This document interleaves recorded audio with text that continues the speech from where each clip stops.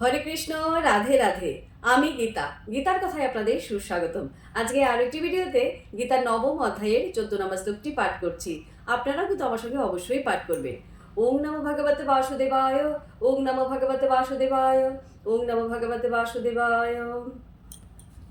সততম কীর্তয়ন্ত মাম যতন্ত চ দৃঢ়ব্রতা নমস্যন্ত চ মাম ভক্তা নিত্যযুক্তা উপাসতে।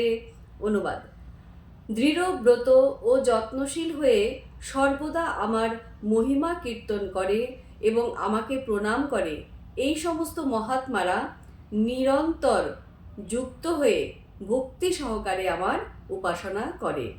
তো ভক্তগণ, এমনি করে প্রতিদিন একটি করে গীতা শ্লোক পাঠ করুন আর এই দুর্লভ মানব জনমকে ধন্য করুন। আর আমাকে কমেন্ট করেছেন সাথী বণিক, রাধে রাধে। আপনাকেও রাধে রাধে। হরে বল।